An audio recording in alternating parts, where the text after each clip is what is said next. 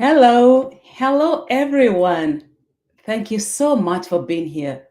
On behalf of Martha Biondi, the Thindwa family, and all of James's comrades and friends, we welcome you to today's event. Welcome, welcome, welcome. My name is Jane Kimondo, and I'm the Executive Director of Grassroots Fund. We're a public foundation based in Chicago, supporting movements of racial, social, and economic justice. We are honored to have had James as a former board member, a dear friend, and on a personal note, James was my brother in more than one way.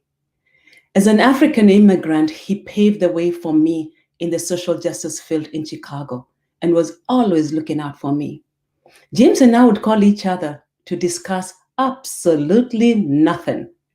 We would then proceed to share jokes as African immigrants and laugh and laugh and laugh. This laughter, our shared love of Africa in all its complexities, the deep love of humanity, and a constant quest for a more just world, is what my brother James was all about, to me and to many of you on this call. Today, we take a moment to find joy in our memories of James, to recommit to the work of justice that he cared so deeply about, to be in community and conversation with each other. For those who knew James, we know he loved a good conversation. Today's event marks the official launch of the James Thindwa Grassroots Organizing Fund. We thank James's partner, Martha Biondi, for stewarding the development and the fundraising for this fund. Thank you, Martha. Martha has also asked me to thank all those who have donated to the fund and those who will donate to the fund immediately after this event. Thank you in advance. A special thank you to the launch committee who helped to organize donors while also supporting the James Thindwa Grassroots Organizing Fund themselves. Thank you. This has indeed been a labor of love in so many ways. The James Thindwa Organizing Fund honors James' passion for organizing across the many issues, which range from access to quality public education, labor rights, to housing rights, immigration, environmental and economic justice. James organized using an intersectional lens with a deep understanding of how issues intersected. The two organizations that exemplified this organizing are the first recipients of the James Thindwa Organizing Fund grants. These are Lift the Ban on Rent Control and Soapbox Productions and Organizing. Lift the Ban on Rent Control is a statewide coalition advocating for rent control and the repeal of the Rent Control Preemption Act. What this basically means is that local communities cannot implement rent control. This leaves tenants vulnerable to rent hikes, displacements due to gentrification, and other developments that are not in the residents' best interest. In times like this, when evictions is real, rent control would surely have slowed down evictions for those unable to pay rent due to the COVID-induced economic downturn. Access to affordable housing for all was one of the many issues that James was intimately involved in. The arts, and especially those that reflect our movements, were an integral part of James's life as well. We are thrilled to recognize Soapbox Production and Organizing. Soapbox documents movements. It also partners with grassroots organizations to tell the stories of their campaigns and the people involved through a cinematic lens. Just a quick visit to their website shows you how busy they were this summer, documenting all the social uprisings in real time. This work is best summed up by a quote of our friend and colleague Miriam Kaba. And the quote says, "Write yourself into history, not because you're vain, but because you're important. Your work is important. You're building off the work of your ancestors, and someone will be building off of yours."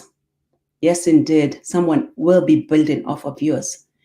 The power of media and documenting movements is brought alive by Soapbox Production. So to these two organizations, we are so happy to give you the first grants out of the James Thindwa Grassroots Organizing Fund. Congratulations and thank you for being a partner in this work with us. So, as we shift gear to the next part of our program, we have three amazing people who are going to give tribute to James.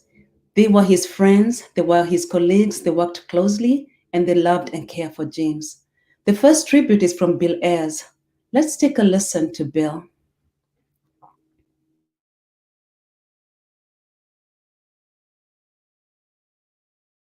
For James Thindwa, making friends was as natural and as steady as breathing. He was attracted to seemingly everyone he encountered, curious about who they were, authentically interested in their experiences and their ideas, wanting to understand the lives they'd constructed from the raw materials of birth and background. And all manner of folks were attracted to him, enthralled by his riveting curiosity, his dazzling intelligence, by his quiet charisma, and a personality that lifted everyone in sight. James brought energy and life into every room he entered, and I'll just say it, he was an absolutely beautiful man, irresistible and lovely in every way, and people came to him from every direction. James was an impeccable organizer, in part because of his integrity, his moral compass, and his tenacious faith in the capacity of people to manage their own lives and, if they chose, to reimagine and remake the whole wide world. He loved the extraordinary, ordinary people.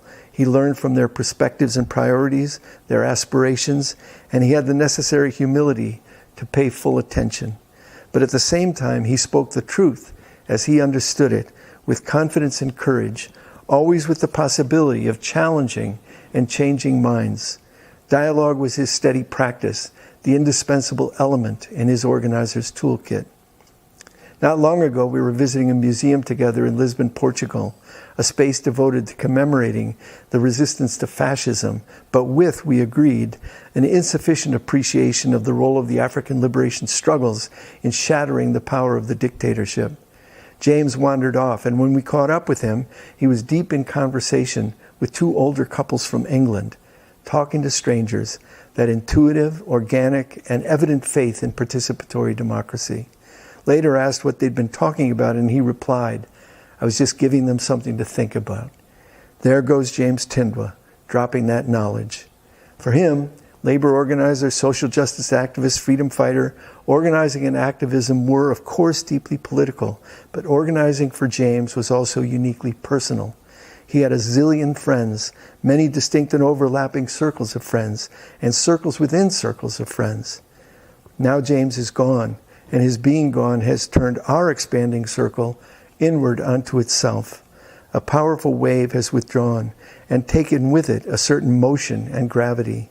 We experience an unwanted transformation, and we're centered in a new way, realizing that from now on we'll have to depend on ourselves, on each other, and discovering over and over the things we've lost and yet that we refuse to lose. His intensity paired with his playfulness, how he brought out in each of us a more critical way of thinking. His promiscuous love of music, heading out to a club with the most elegant and best-dressed man of the people ever. What it meant to be an immigrant, outsider and insider, both unsettled and unsettling. And the way he talked about the future, not as some imagined socialist utopia, but rather as a tangible way of living right here and now, a beloved community in the making, always opposed by the powerful. The pain we share now isn't going anywhere, and we won't allow it to be reduced. Rather, we hold it as a measure of something precious. We're not ruined, as long as we have not lost the place of you. And so we note once more that while death has the inescapable power to end a life, it has no power whatsoever to conclude a relationship. That's entirely up to us. James left us as we knew him, generous without measure, smart and brave, and dead set in the middle of things. And that's where we pick up, inspired by his big-heartedness, now carrying James with us, arm in arm, into the next battle.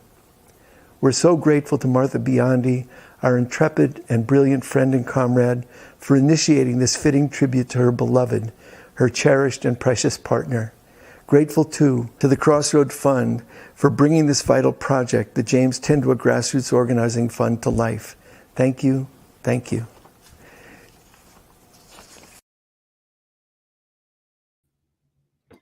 Energy, full of light, beautiful man, impeccable organizer. Thank you, Bill. and we concur. Next up is Brother Praxi Nesbitt, longtime friend of James and a global activist for all liberation struggles. Let's take a listen to Praxi.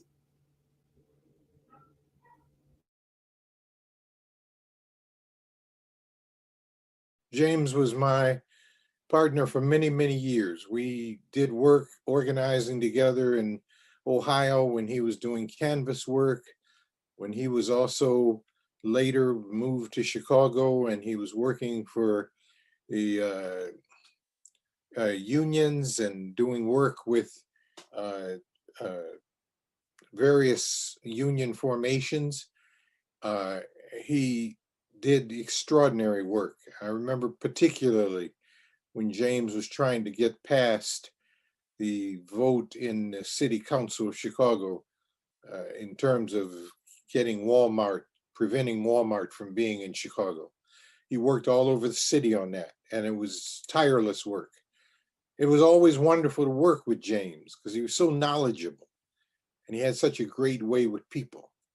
And we spent a lot of time also doing stuff like going and hear music. And he was my brother. James was my brother, the brother I never had otherwise. And so it's absolutely befitting. The Crossroads, I remember joining Crossroads board years ago. The Crossroads is now put together this James Thindwa Fund. It's a fantastic contribution. I'm going to try to get as many people as I can to honor James, to memorialize James, and to have the experience of having James, he'll whisper in their ear after they give some contributions to Crossroads. I guarantee you that. Yes, James was both local and global in his worldview and actions. As Praxi would say, a luta continua. The final tribute of the evening is from Gene Buxton. He's a longtime friend and comrade of James. Let's take a listen to Gene.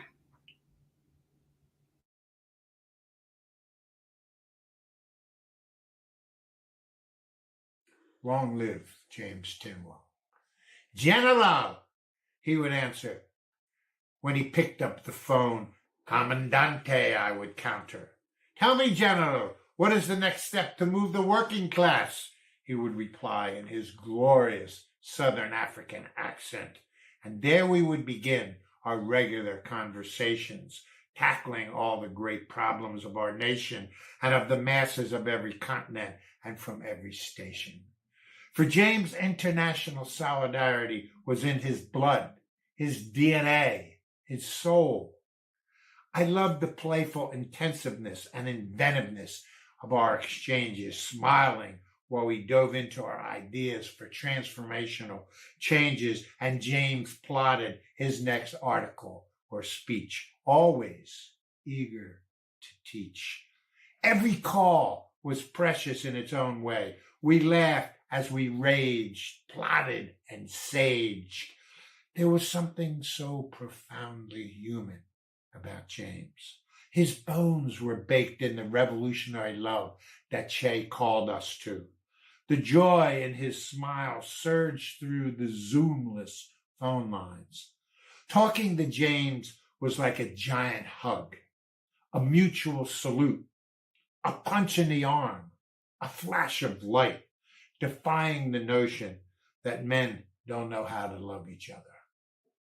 There was music to James, like a symphony of jazz, soul, and rock and roll, always upbeat, moving from one crescendo to another.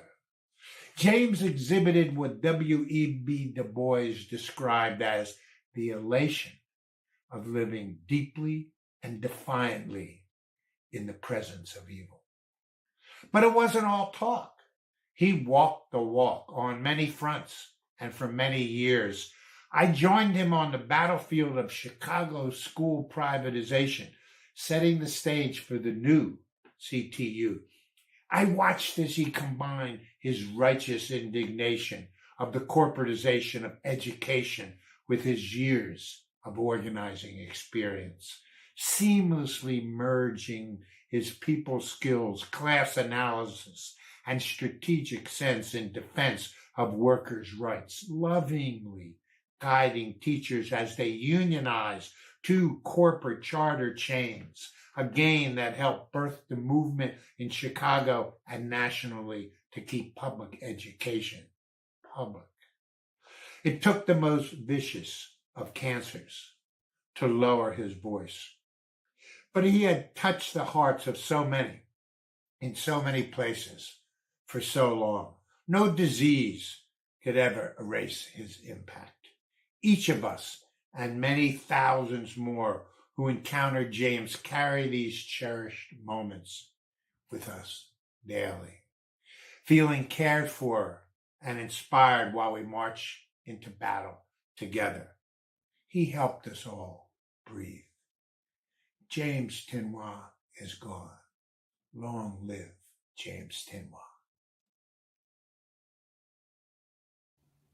Yes, he did help us breathe a little easier. And long live James Thindwa. Thank you, Jean. And we do owe James to continue this work in the same spirit. Before we invite Keeanga, Barbara, and Alice Kim to the conversation on crisis, urgency, and opportunity, let us take a moment to collectively experience James through these images and words.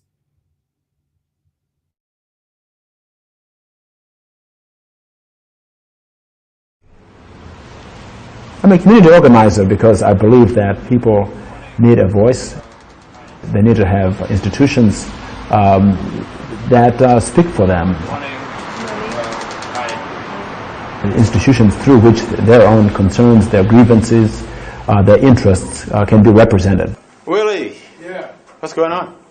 You know, you take folks who live in communities on the south side of Chicago, west side of Chicago. Your average person who's getting up every day to go to work, to care for a family, doesn't have a lobbyist in Washington. They don't have a lobbyist in the city council. They don't have a lobbyist at the state legislature. The community organization gathers facts for them. They call meetings. They invite people to come. They invite elected officials to come, attend those meetings, so they can listen to the community's grievance. It makes for participation. It creates opportunity for individuals to participate in the political process who otherwise might not have the wherewithal to show up at City Hall or to show up at the doorsteps of Congress to agitate and organize.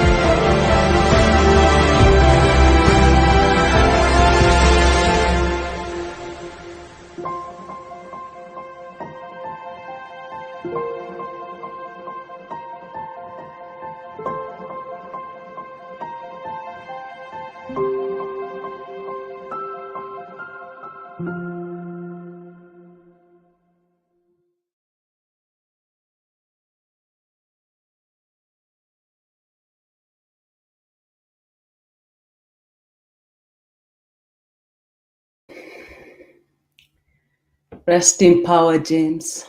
Rest in power, James. And thank you for all the gifts you left us. Thank you, everybody, for being with us. And we're now going to move into our final section, and this is where we go into conversation. In all the tributes we've heard this evening, the appreciation for conversation and planning for the future was something James cared deeply about. It is only fitting that we have Barbara, Keeanga, and Alice in conversation that speaks to the current moment and the opportunities it presents to us. Alice, welcome. Hey, Alice. Hi, Jane. How are you holding? I'm good. I'm good. Thanks. That was such a moving tribute to James. Thanks so much for that. Yeah. I'm really honored to be moderating this conversation for the James Thindwa Grassroots Organizing Fund. I want to thank the Crossroads Fund for establishing this and for supporting grassroots organizing over the years. Your support has been critical to many organizations that are working for social justice. I also want to lift up our dear friend and comrade, Martha Biondi, whose journey with James is really one for the ages. Your love for each other and your comradeship has really been an inspiration to all of us.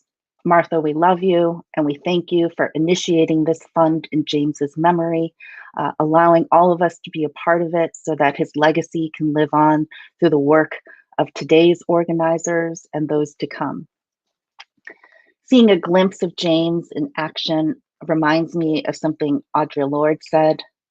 Unless one lives and loves in the trenches, it is difficult to remember that the war against dehumanization is ceaseless. James was certainly someone who lived and loved in the trenches as he worked vigilantly against dehumanization. As you've heard from Bill, Prexy, and Jean, James was an organizer extraordinaire.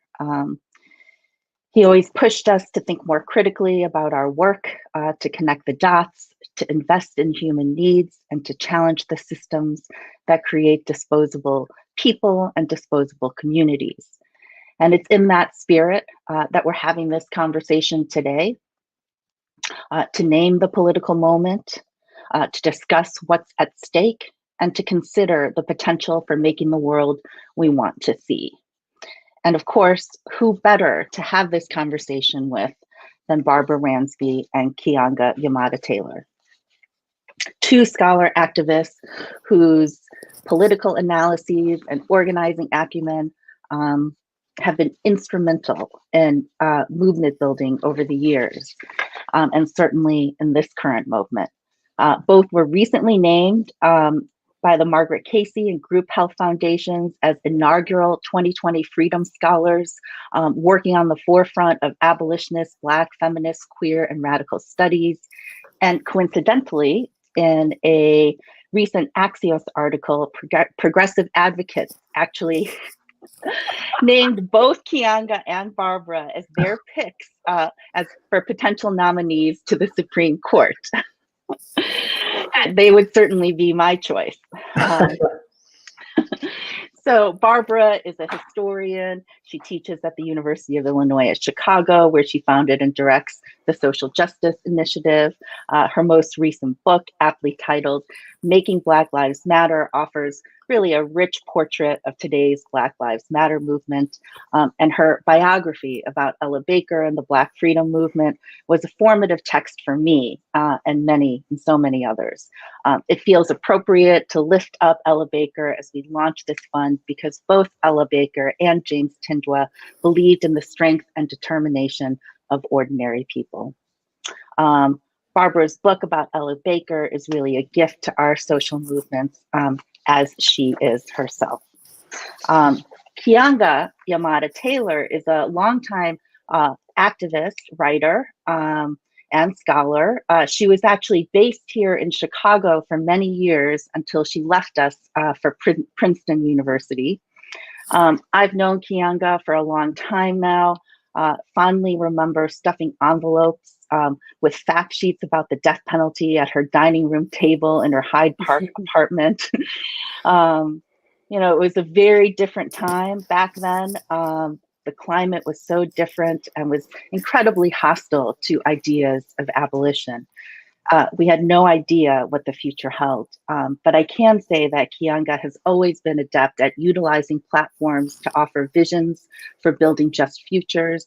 And now, in addition to her books, from Black Lives Matter to Black Liberation, and also her recent book, Race for Profit on Black Home Ownership, I always look forward to reading her column in The New Yorker.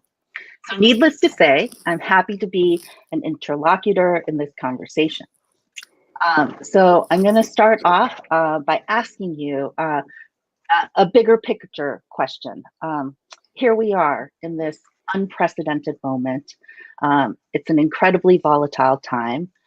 We have the convergence of the pandemic, the crisis in the White House, the crisis of neoliberal policies from the last 2 decades. And then, of course, we also have the ongoing uprising and the protests in the streets since the murder of George Floyd in May. What are your reflections and insights into this political moment? Who wants to start us off? I'll start. Well, thank you for that opening, Alice. And I just have to say, watching the tribute to James was so moving, and I really feel his secular spirit with us in this conversation. And today, as we see the uprisings in Philadelphia over the most recent police murder, I think James reminded us not only of the need to fight and persevere and struggle, but also the importance of joy and optimism. And I will always appreciate him, for that. I have such fond memories of arguing with him, of marching with him, of being in meetings with him and sharing meals with him, in Italy and in Michigan. And my partner, Peter, also considered him a dear comrade and brother. And we miss him very much, but I feel like we need him now more than ever, and he's with us. And I certainly applaud Martha Biondi for all of her foresight in honoring him in this way, and we're just honored to be a part of it. So to your question, what about this moment? Of course, it's a moment of enormous danger and uncertainty, but also a moment of enormous possibility. A project that I'm involved in right now is something we're calling the Portal Project, and it's inspired by Arundhati Roy's now ubiquitous quote, "The pandemic is portal." It asks the question and makes the provocation that we can take this moment of crisis and not allow the capitalists and the elites and the oppressive forces in the society to use a disaster for their ends, but rather we can take it as a moment of opportunity and an opening for transformative change. Protests are condemning what we now have, exposing what we have endured for generations. And many, many creative young organizers are strategizing and dreaming and implementing new ways of organizing society and ways to replace police and prisons and really the ravages of capitalism, with new economic models as well as new ways of keeping us safe. So I feel all those things at the same time. I do feel enormous anxiety in this moment about what's going to happen next week, about what terrain of struggle we're going to be fighting on. But I know that there's as you said in the opening, Alice, there's an unprecedented number of people who have been in the streets, between 15 and 26 million people. White people in places where there are no Black people went out to protest a racist murder. Now that is a sea change in this country for sure. And so we should hold that. It doesn't mean that racism is dead. It doesn't mean white supremacy is dead. But it does mean that there's an opening for transformation that is pretty unprecedented. And as organizers, as visionaries, as revolutionaries, as radical thinkers, it's our obligation to seize that moment and to get as far as we can down the road to a more free and just society. So that's my hope. That's what we get up every day working toward, and we'll see how far we can get. Let me just say thanks to Martha for inviting me to take part in this conversation, but also just as part of this event to honor the memory of James. One thing that, I won't repeat what people have said, but one thing I think folks should take a look at to understand part of how we got to this moment is to go to in these times and look at James's cache of articles really written over the last decade to just really get an idea and understanding of politically how we got to this moment, but also what to do. And, you know, I think that the Trump experience has been, in some ways, I think as bad as people thought that it would be. I had an interview last week and someone asked me, you know, what was surprising or the worst part of this administration. And, you know, I'm not sure what is surprising about it, because I think that throughout his campaign, he kind of foreshadowed the relentless racism, xenophobia, misogyny that has underpinned this entire administration. So what I think has been more revelatory and important is the persistence of organizing and struggle since the Trump administration began, literally within hours of it beginning.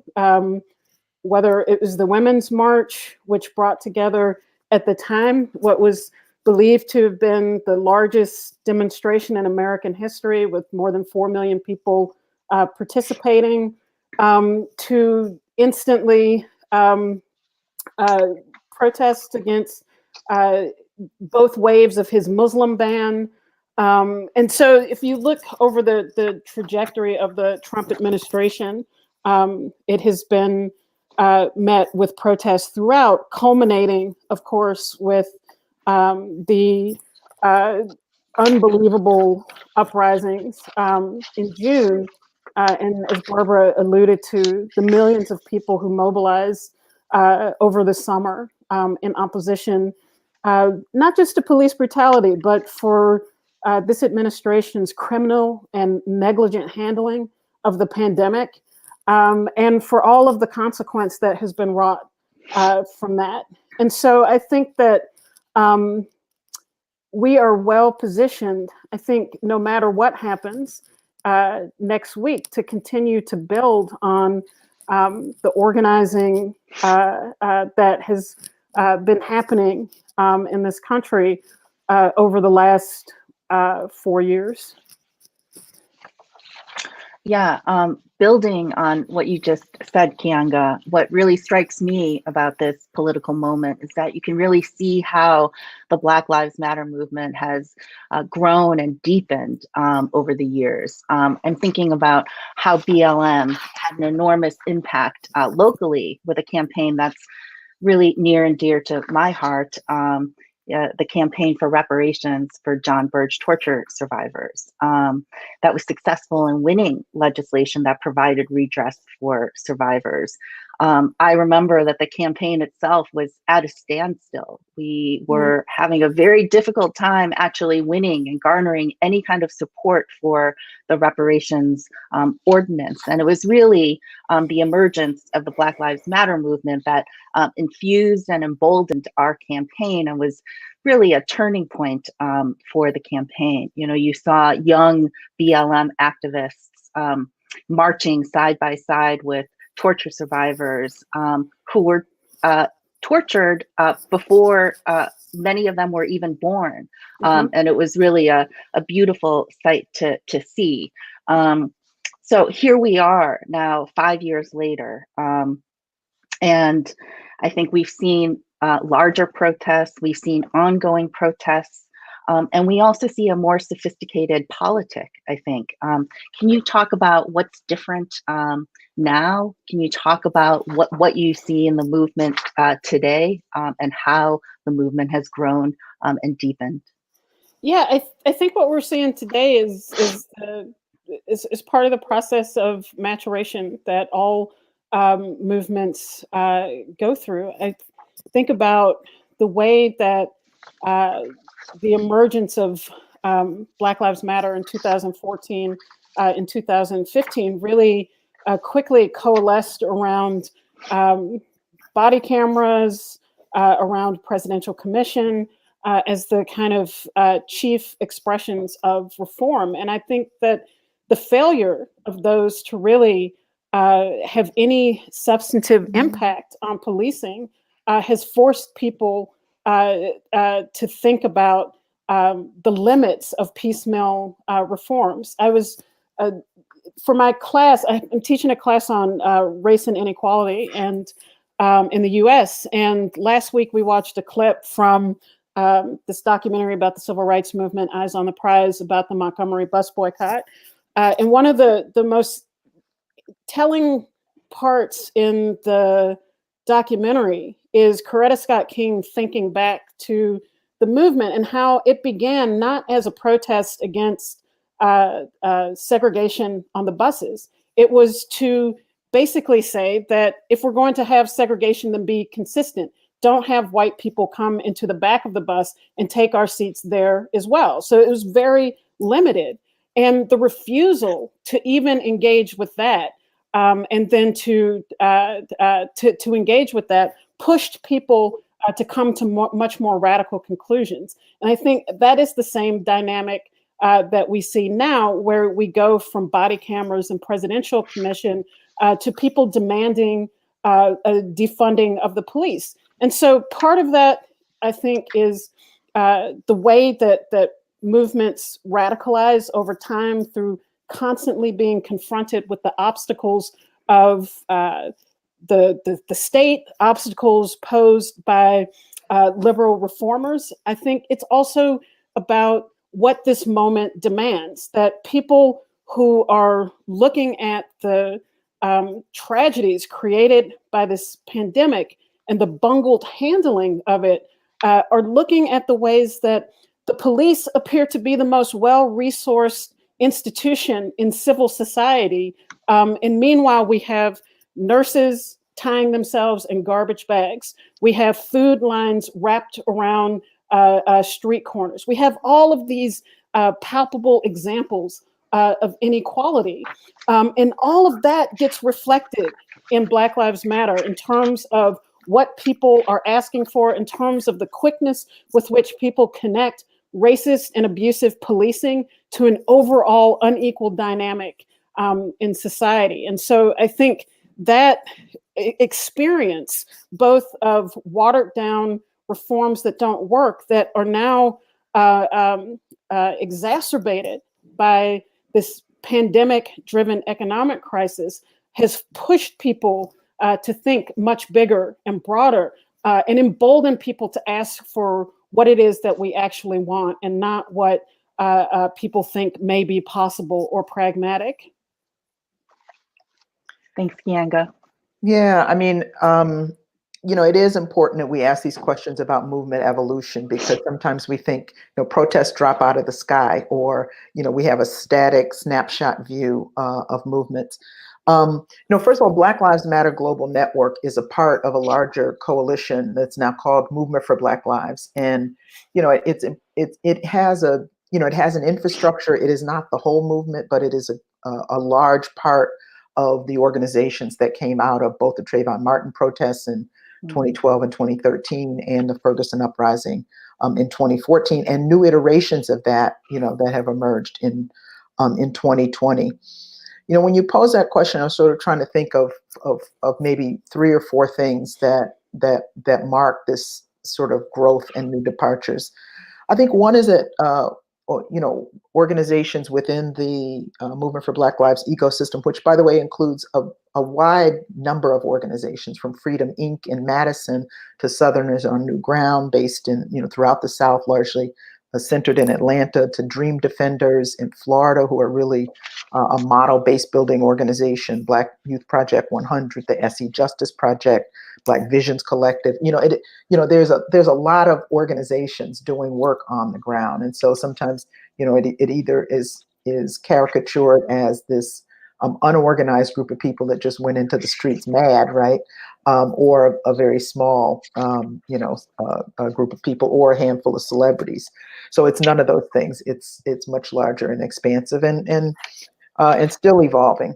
So I think taking policy issues more seriously. We've seen the emergence of the Breathe Act, which came out of the policy table of the Movement for Black Lives, which articulates an expansive vision not only of abolishing police departments, but of building the kind of infrastructure we need so that police are not needed in our communities, right? We need alternatives. We need mental health centers. We need prevention. We need jobs. The other is taking electoral work more seriously without succumbing to it as the be-all and end-all. The Electoral Justice Project, the Black National Convention that happened in August, are both markers of a more serious, radical electoral agenda.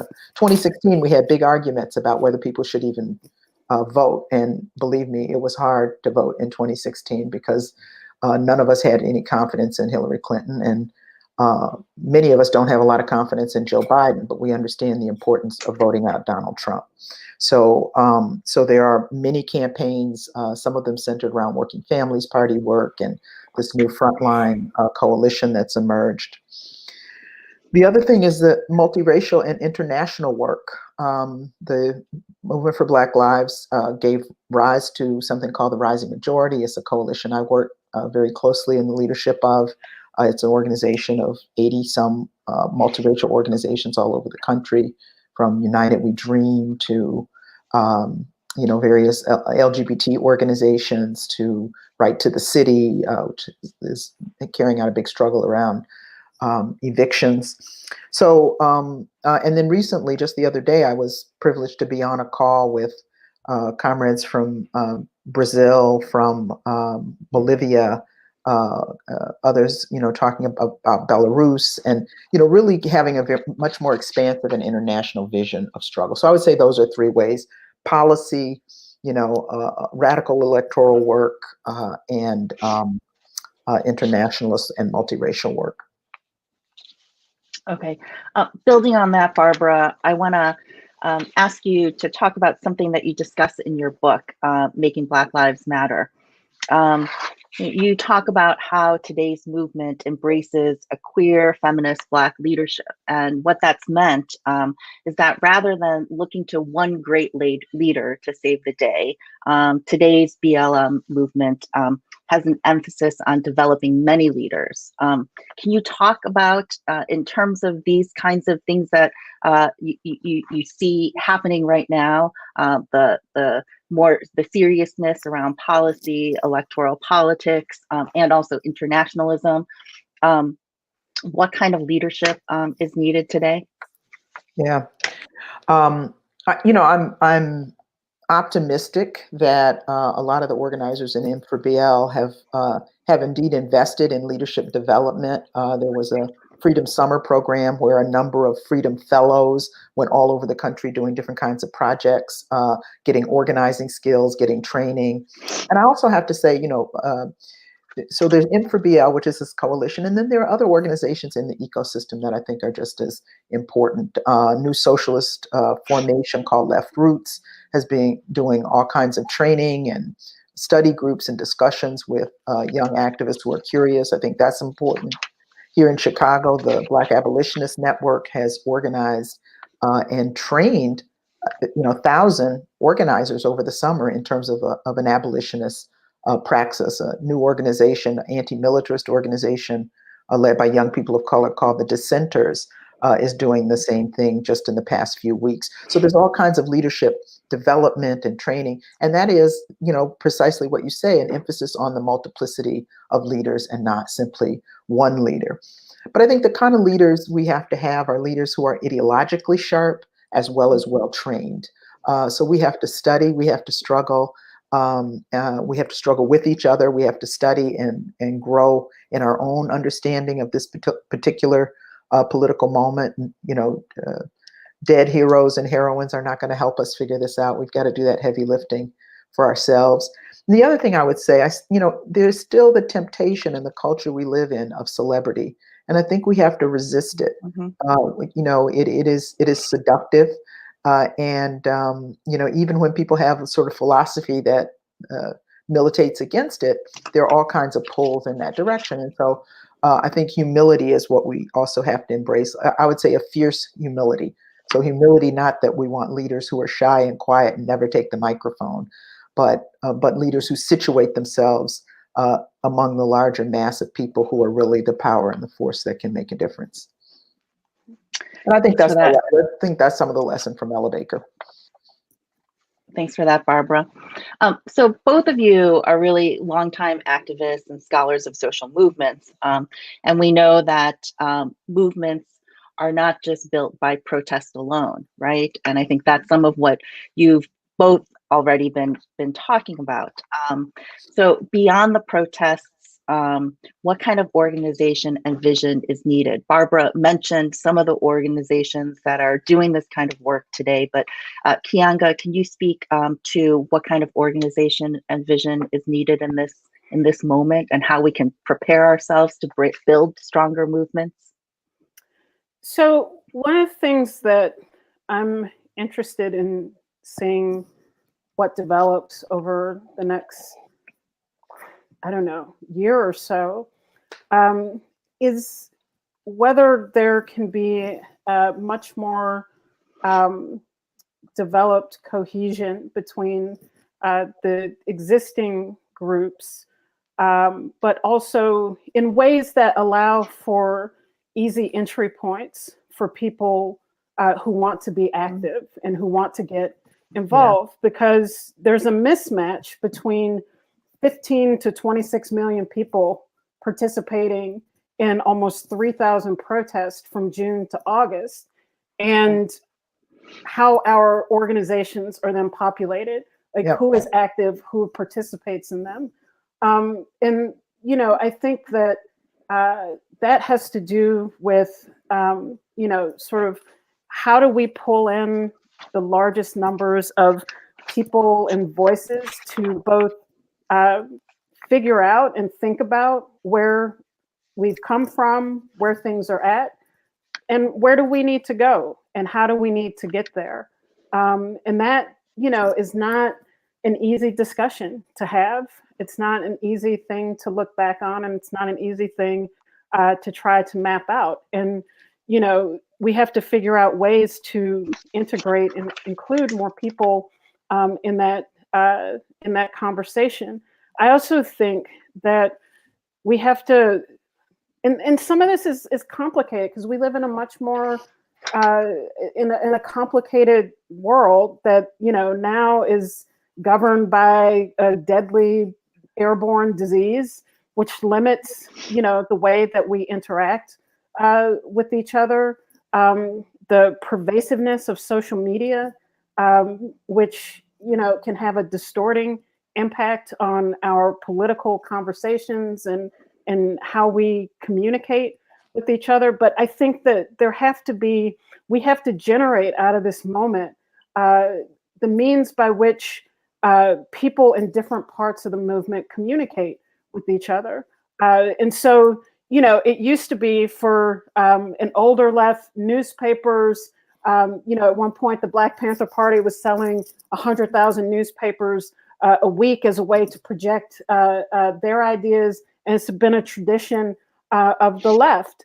And so we don't have things like that now, but there's still a necessity of having things that allow us to understand the experiences of activists in one place to another. And now we have this bizarre situation where lots of people write things, but are writing for, you know, the New Yorker or the New York Times, or, you know, or trying to get published in these places, but not necessarily writing for each other, not writing for a movement, which to me is a part of the whole struggling with each other, as well as an important political tool to learn from the organizing that people are involved in. Like there's been a very recent struggle in Philadelphia around affordable housing for the homeless, that there's a tremendous amount to learn from this struggle that has happened, but that very few people understand outside of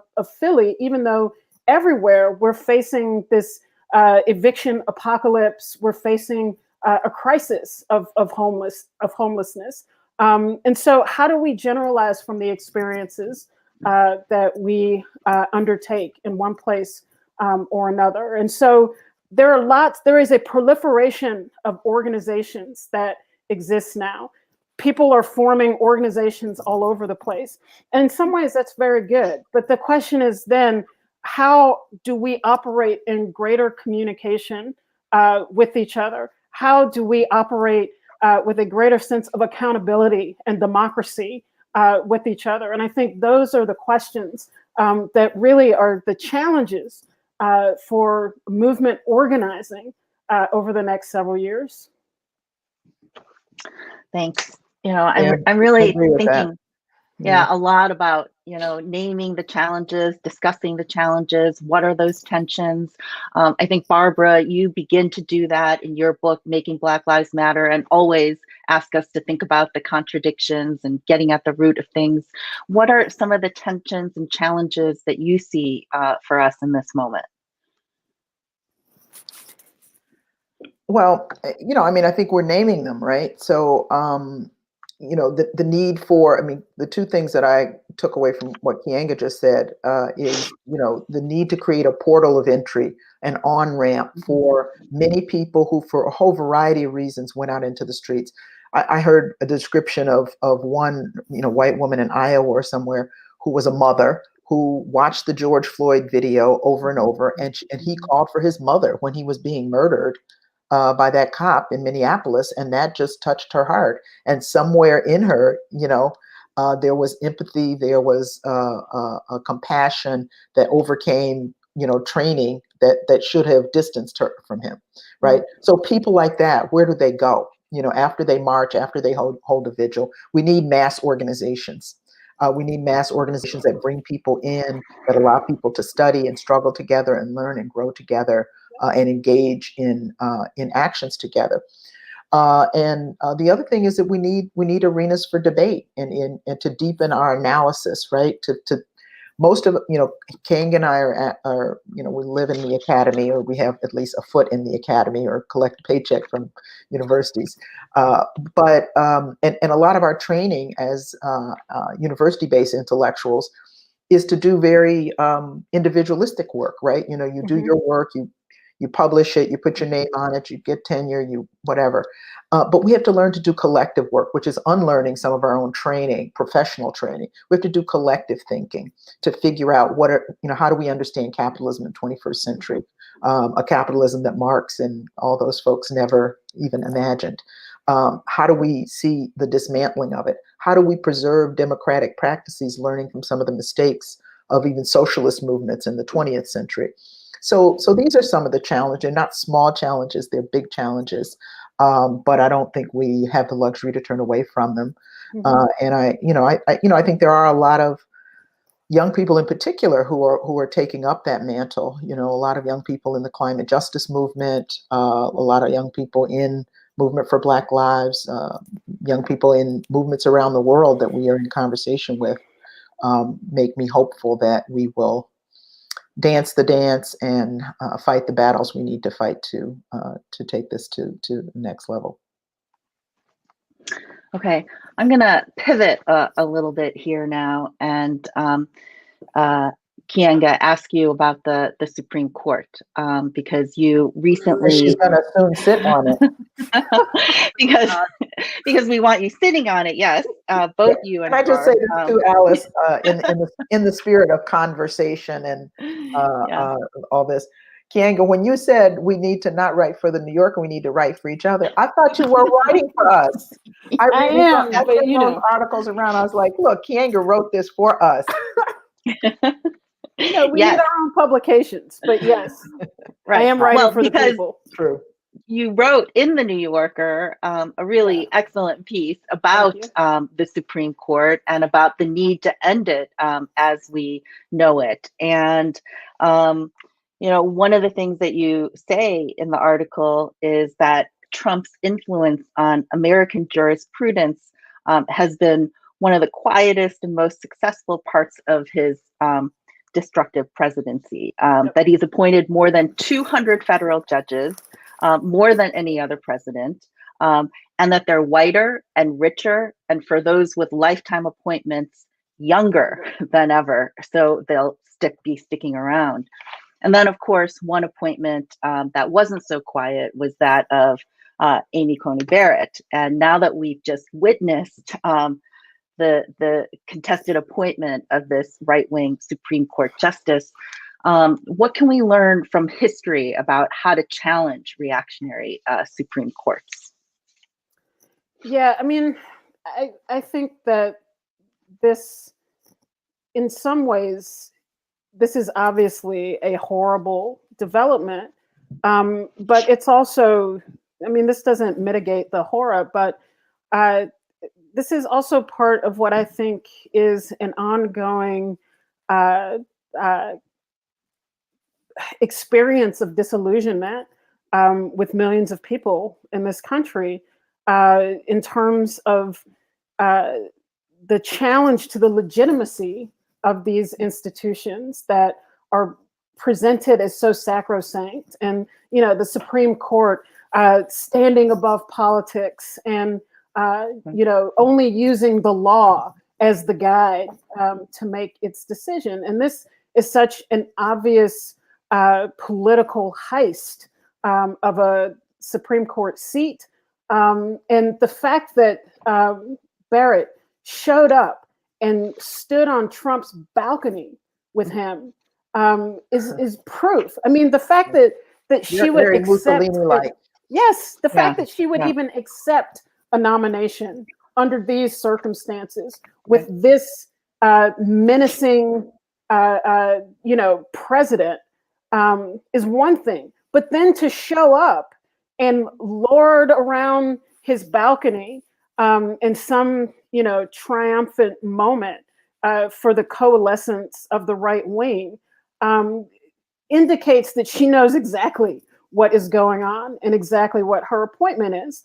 And so that being said, I think that the sense of horror has to be tempered with an understanding that for every political challenge that ordinary people have faced, that the way to combat that challenge has come through the things that are happening now, which is mass movements, organizing, protest and demonstration.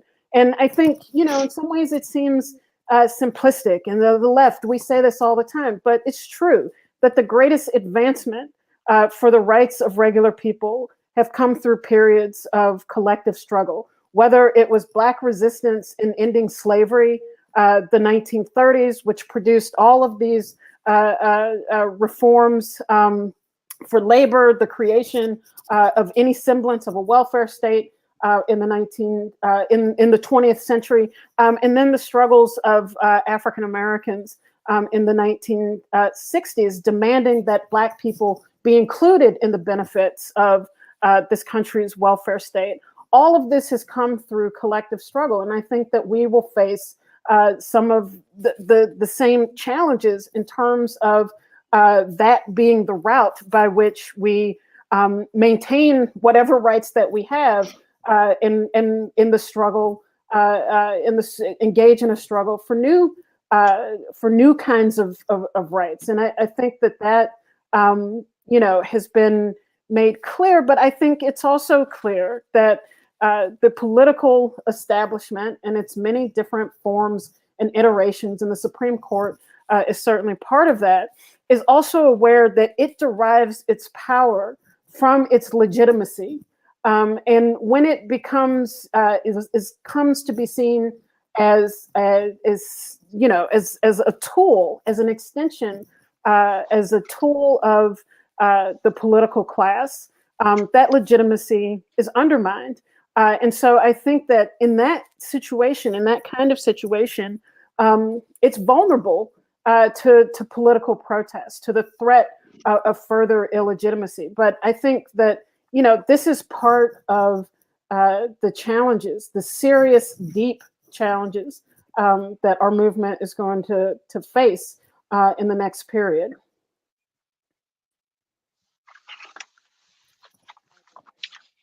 Barbara, did you want to comment on that?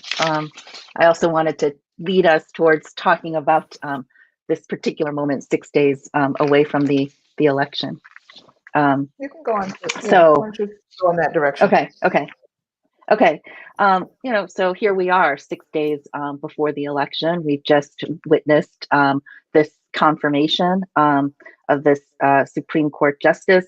And then we've also seen, we have more than half the 2016 vote is already cast, with more than 60 million votes already in.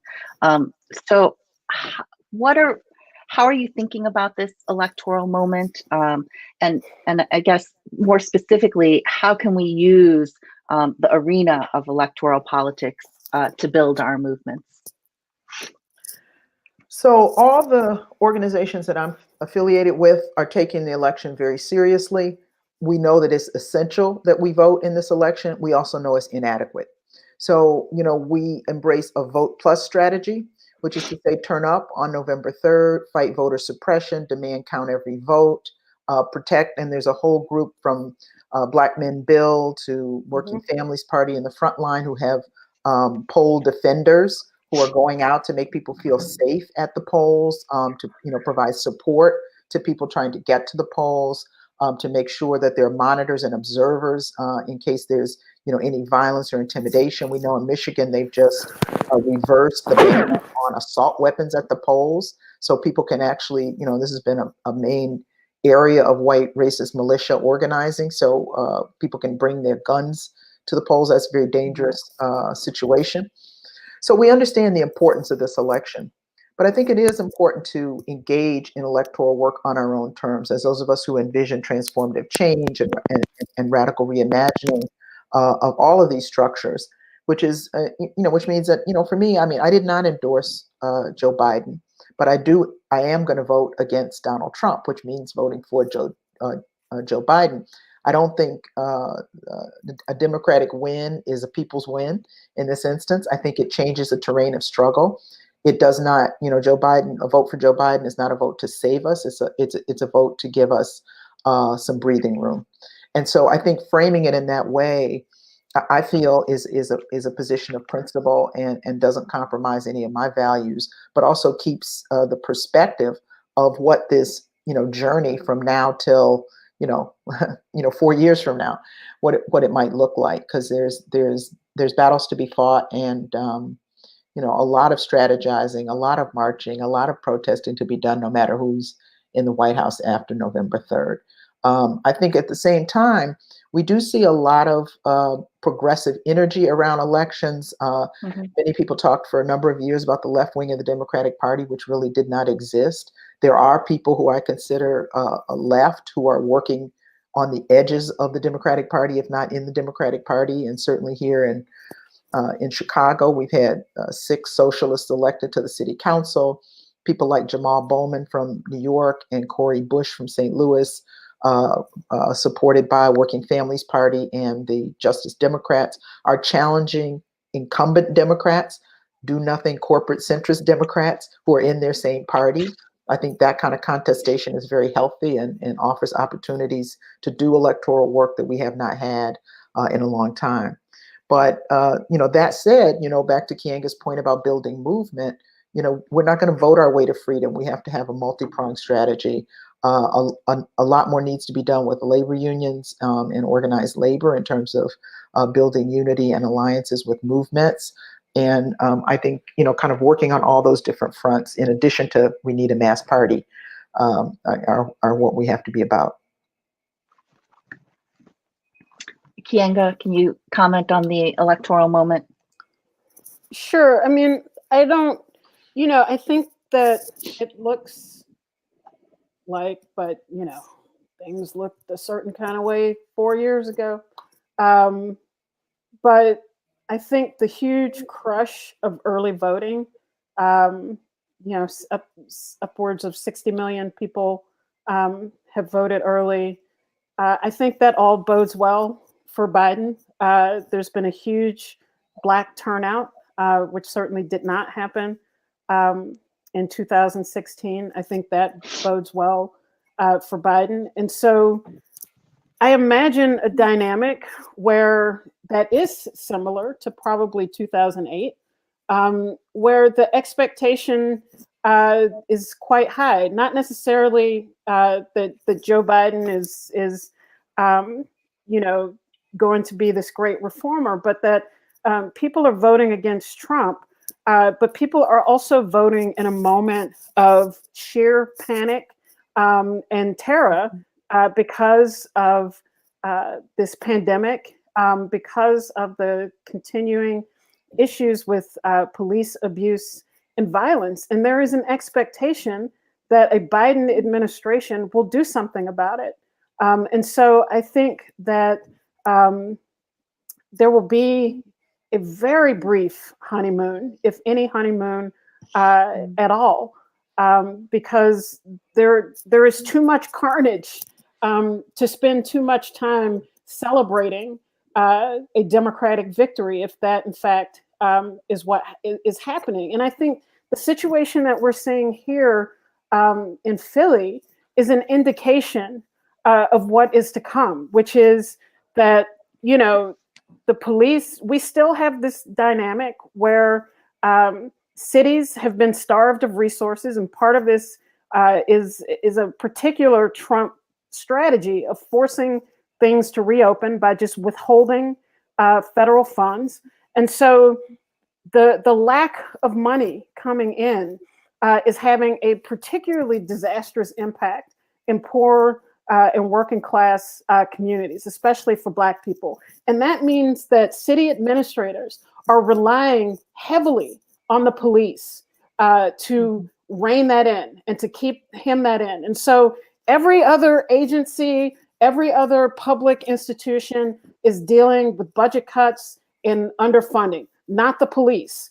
And so this dynamic of racist police going into Black neighborhoods and killing people who are in the midst of crisis will continue to happen. But also, so will the reverberation. So will the mobilization of protests. And will be an expectation, because this is what Joe Biden and Kamala Harris have run on, that they will do something about it. And so the failure to act, I think, could have the potential impact that this had over successive Obama administrations, where the Occupy Wall Street movement was born, where Black Lives Matter was born, from people who believed that electing that administration into office was going to stem the tide of crisis that had been created by the corrupt administration of George W. Bush. And so I think the stage is set for quite a bit of continued political volatility, not a period. Some people think, we can get back to normal, things will calm. No, things are not calming down. Things are not going back to normal, because the damage that has been done is so substantial. And the pandemic means that you can't just turn the page. Right. Democrats, Republicans, they all want to turn the page and, have some time to work. The pandemic means you can't turn the page. It is getting worse. The number of cases, the rising death toll, the strain on hospitals is getting worse, and that has a cascading effect through the rest of the problems that exist in our society. Whether it's, can we open schools again? Are we going to have to shut down again? Does that mean there's no childcare again? People are still, 1 million people a week are filing for unemployment. So none of these are going away. In fact, they will intensify as the pandemic gets worse. And so the pressure is going to come into stark confrontation with Biden, who has spent his entire political career being a deficit hawk. We can't deficit spend. We have to rein in spending. Well, they are going to have to spend money like they have never spent money before. And so that, we'll see if they flip the Senate. We'll see what the makeup is going to look like by the end of November. And, I think that this will pose big challenges, both for the movement, because there will be pressure from people who want to give them more time. They need time to, do this or that. And then there'll be the people in the streets, you know, who are like, we don't have time. And so these are all dynamics that speak to confrontation with because of the underlying issues. So I'm thinking more volatility, more unpredictability, more confrontation. Yeah, Barbara, I think that's all right. You know, I think too, you know, the thing that I meant to say earlier, you know, we have to be concerned about the defeat of Trump. And I think, you know, we probably all agree we're reading the same things. I mean, it looks like Biden is going to win, although appropriate caveat, Keeanga, we just, you know, strange stuff happens. So, but we have to really talk about defeating Trumpism and defeating neoliberalism, because I could see a certain kind of backlash in that, you know, in the vice presidential debate, for example, Kamala Harris was talking about how many Bush Republicans are supporting Biden. So is Biden prepared to make a deal with, you know, less right-wing Republicans and make concessions to them and throw the left under the bus? So that's something to be mindful of and fearful of and paying attention to, as well as this, you know, question of what Trump's going to do if he isn't in office. What will he concede, first of all? And I think that was this Barton Gellman article in the Atlantic, which, you know, speculated on all these different possibilities. And if he does leave, will he be, you know, creating a white nationalist populist movement? Will he go around barnstorming for that, and what will be the consequences? So there are a lot of scenarios that are scary, but in the spirit of our brother, who we are here to remember and to honor, you know, I had so many conversations with James over the years where I was saying, man, it's just, we're losing, you know, it's downhill. And he would, you know, he would remind me of, you know, against the odds, people fighting back, and people fighting back with bravery and creativity and determination. And he was always right. He was always right. And winning is a process. It's not an event. And we win a little bit each time we connect with each other, each time we organize something, each time we stand up and speak out. So those are little pieces of winning, and we just have to do more of it. Well, I'm really glad you brought James back into this conversation. I think it really is a fraught time, an anxious time for so many of us as we approach the election. And James would want us to think about the bright spots and the opportunities for organizing. So I wanted to really ask you both to share a little bit about what the glimmers of hope for each of you are in this moment, and then also what advice you have for people, all of us who are struggling with the anxiety of this moment. I will just say sort of where I began, which is Trump has been the horror show that many of us thought he would be, but the most important part of this entire experience has been the persistence of struggle against his administration. And, you know, I think that is where the hope of many of us are. I think that, you know, in terms of the kind of immediate things, I think are on the table. I think that the struggle around housing is so crucial right now, but the organizers are rising to the challenge. In Philly, they just had this huge victory where the city is transferring title of 50 properties owned by the Public Housing Authority to a community land trust that will be convened by local activists. They're allowing, women with their children who have been illegally occupying empty Public Housing Authority homes to stay in those houses. These are all unprecedented victories against, a major metropolitan government. And so I think that those kinds of actions, Matt Desmond wrote about tenant organizing in Minneapolis that had been successful in a group of tenants in a housing complex successful in kicking out its landlord and taking possession of the building. So there's a lot of creativity. There's a lot of different ideas. There's a lot of, as one of the organizers said to me, a lot of creative cross-pollination where people are trying to learn from each other. And I think that, that speaks to a lot of organizing that continues to happen, because it has to happen, because the state has failed so spectacularly over the last several months. So mutual aid continues to be an important source of organizing. And then the continued struggle against police abuse and violence. That remains, as we can see in both the streets of Waukegan outside of Chicago and the streets of Philadelphia. It remains a constant presence within our organizing. And I don't think, this type of struggle movement organizing is not a light switch that, there's an election and then the switch goes off. This is a permanent feature of what it looks like in the United States right now. And so I think that is the source of inspiration, because that is what is going to create the pressure necessary to force the state to produce the resources that people so desperately need.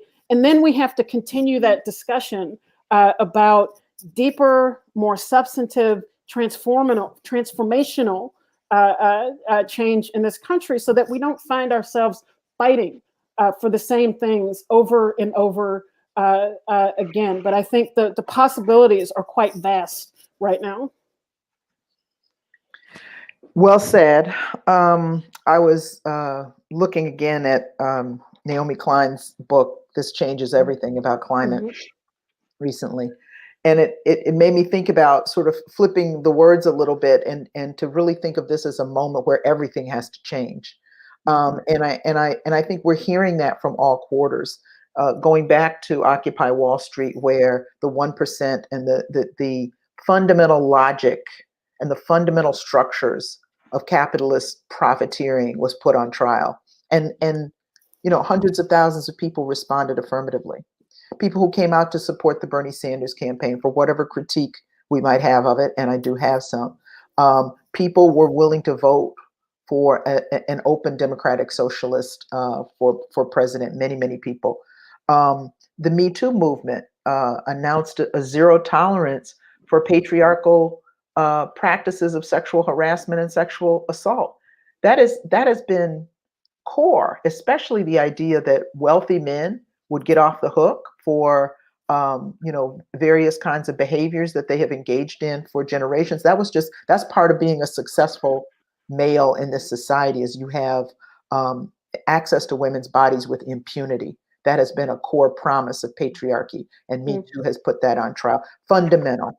The abolitionist movement, talking about not reforming and dressing up and making cosmetic changes to the carceral state, but dismantling it and being unapologetic in putting that forward. The indictment of white supremacy through these massive militant protests all across the country in the face of one of the most racist presidents that we've seen, right? Not people being ambivalent, but people risking tear gas in the middle of a damn pandemic to say no to white supremacy in larger numbers than we've ever seen. And then the increasingly bold and uncompromising tactics of the climate justice movement. Young people, chaining themselves to buildings, to trains, blocking the transport of hazardous materials, and creatively dramatizing the existential crisis of climate change in this moment. Those are very big movements with big ideas, with lots of people willing to take risks for large scale change. If those of us who want a different kind of society can't find hope in that, we can't find hope in anything. So I think on the national level, on the global level, all over the world, people are in the streets in Guinea, they're in the streets in Bolivia. They just want a new constitution to undo the constitution written by the Pinochet dictatorship in Chile. So there is movement toward a more hopeful, a more just world everywhere we look. But it's not going to be easy. And so we have to fortify ourselves for the fight. And we're in very good company. Thanks. And I think that that's our time is just about up right now. So I think that's a really great note to end things on. I think that if there is a silver lining to all that we've been experiencing, it is the courage that we're seeing on the streets, the new formations, the activism that we're seeing, and also this sense of that everybody deserves what they need, all the mutual aid efforts and initiatives that sprung up in the midst of COVID, and I think now has in some ways become a way of life, that this is part of how we need to live and approach one another. And I think that really is also the spirit of a James Thindwa and the Grassroots Organizing Fund. So with that, I'll ask Jane to come on back and close us out.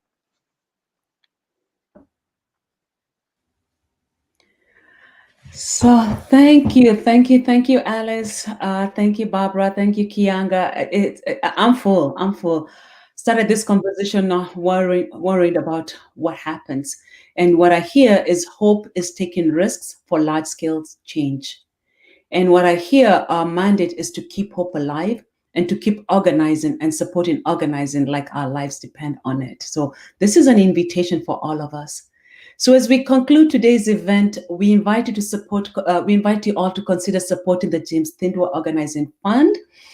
The link on the screen will be your North Star on how to do that. So as we say, we have to organize, we have to fund this movement like we want folks to win. We have to be all in. This is a time for all of us to be 100% in. On behalf of Martha, the Thindwa family, and all of us who knew and loved James, thank you so much for joining us tonight and making this launch so successful. Thank you, and good night, and stay well.